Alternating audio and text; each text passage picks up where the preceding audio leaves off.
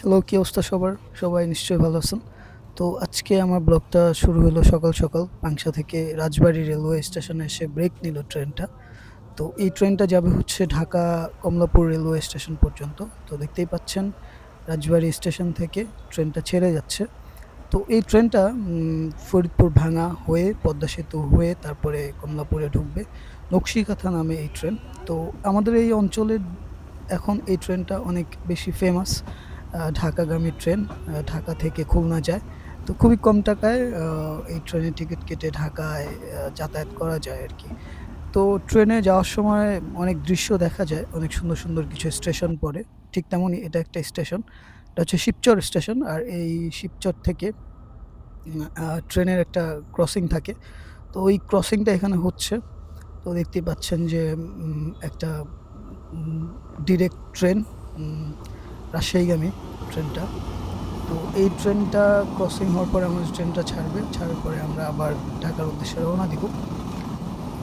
তো এই স্টেশনটা যখন মানে ক্রসিং হয় এই স্টেশনে তখন সবাই আমাদের ট্রেন থেকে সবাই নামে। ট্রেন থেকে নেমে হচ্ছে একটু সময় যেহেতু পায় সবাই সবার মতো ঘুরে, ঘুরে স্টেশন দেখে। হ্যাঁ, কারণ নতুন স্টেশন তো। আর এই নতুন স্টেশনগুলো দেখতে আসলেই অনেক সুন্দর।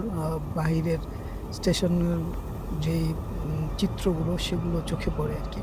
তো স্ট্রাকচার, ডিজাইন সবকিছু অনেক সুন্দর। আমাদের বাংলাদেশের রেলওয়ে আ যোগাযোগটা অনেক সুন্দর এবং আরো অনেক আ ছড়িয়ে যাওয়া উচিত। অনেক আ অঞ্চলে আছে যে অঞ্চলগুলোতে রেল যোগাযোগ নাই, সেই অঞ্চলগুলোর সাথেও যুক্ত হতে পারলে আমার মনে হয় সারা বাংলাদেশ ট্রেন ভ্রমণ করার একটা স্কোপ হয়ে যাওয়া উচিত বলে আমার মনে হয় আরকি।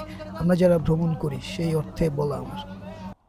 তো এই যে এখন ট্রেনটা হচ্ছে পদ্মা সেতুর উপরে চলতেছে।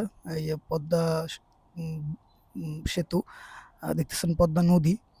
ট্রেন থেকে সবাই সবার মতো করে পদ্মা নদী এনজয় করতে, করতে ঢাকায় ঢুকে গেল ট্রেন। তো ঢাকায় ঢুকেই দেখতেছি বৃষ্টির একটা উম কি বলবো মানে ঝড় চলতেছে। সারাদিন ধরেই বৃষ্টি হওয়ার মতো যেরকম বৃষ্টিগুলা হয় ওইরকম বৃষ্টি আরকি। তো প্ল্যাটফর্মে এসে বৃষ্টিতে আটকে যাওয়া এটা একটা অদ্ভুত ব্যাপার। আ এই যে দেখতে পারতেছেন বৃষ্টির জন্য আমি যাইতে পারতেছি না। এরকম আমার মতো অনেক যাত্রী আছেন যারা যাইতে পারতেছে না। তো যাই হোক সবাই ভালো থাকবেন, সুস্থ থাকবেন, নিজেদের খেয়াল রাখবেন।